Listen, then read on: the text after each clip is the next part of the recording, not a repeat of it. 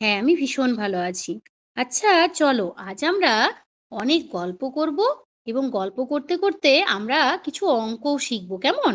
কি সকলে শিখবে তো আমার সাথে? বেশ বেশ, ঠিক আছে। তোমরা বলো যে আমরা আমাদের চারপাশে যা কিছু দেখছি, এই গাছপালা, নদ নদী, পুকুর, এই সমস্ত কিছুকে কি বলে বলো তো?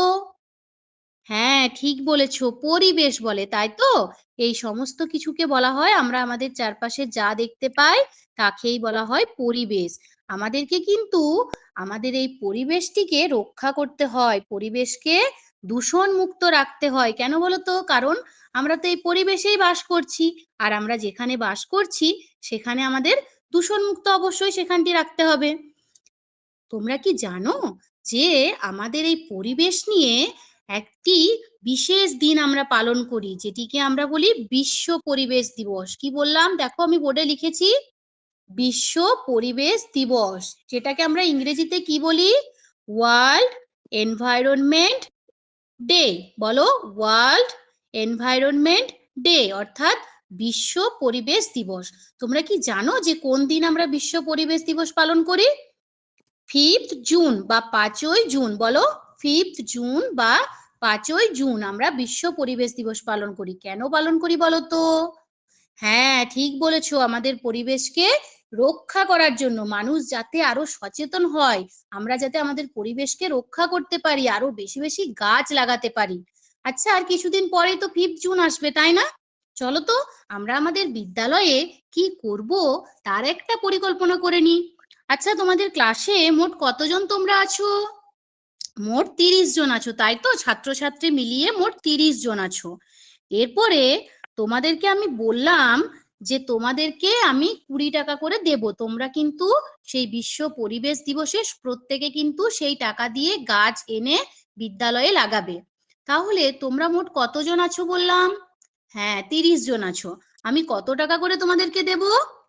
20 টাকা করে দেব, তাই তো? তাহলে কত হচ্ছে একবার হিসেব করে নি চলো। 30 জন আছি, 20 টাকা করে, মানে আমাদের কি করতে হবে? হ্যাঁ, গুণ করতে হবে, তাই তো? তাহলে কত বেরাচ্ছে গুণ করে দেখো তো, কত বেরোচ্ছে? 600।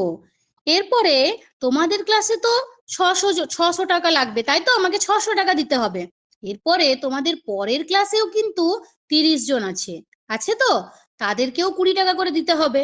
তাহলে তাদেরকেও 600 লাগবে। চলো তো আমরা দেখে নিই যে 600 আর 600 মোট কত হচ্ছে।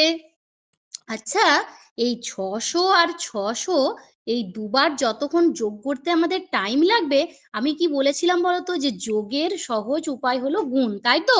তাহলে এই 600 সব 600 যে মানে পরিমাণটা, সেটা কবার আছে বলতো? হ্যাঁ, ঠিক বলেছো, দুবার আছে। তাহলে আমরা 600 কে যদি 2 দিয়ে গুণ করে দিই, বেরিয়ে যাবে না? তাহলে আমরা 600 কে 2 দিয়ে গুণ করলে কি হচ্ছে বলতো? 1200। এরপরে কেউ একজন বোর্ডে উঠে এসো, 600 কে 600 দিয়ে যোগ করে দেখো তো কত হচ্ছে? 1200 হচ্ছে, তাই না? আমরা কি দেখছি যে যোগ করতে আমাদের সময় বেশি লাগছে। যোগের সহজ উপায় হিসেবে আমরা কি করে নিলাম? গুণ করে নিলাম, তাই তো? তাহলে কিন্তু তোমাদেরকে মোট 1200 টাকা দিতে হবে। আর প্রত্যেকে কিন্তু সেই দিন প্রত্যেকে সকলে কিন্তু গাছ আনবে। আর কি করবে বলতো?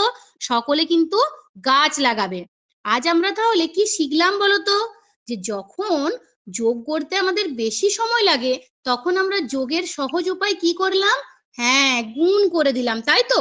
ধরো তোমাদেরকে আমি তোমরা ধরো 3 জন আছো, আমি তোমাদেরকে 5টি করে লজেন্স দিচ্ছি। 5, ধরো সানিয়াকে 5টি দিলাম, রহিমকে 5টি দিলাম, সুলতানাকে 5টি দিলাম।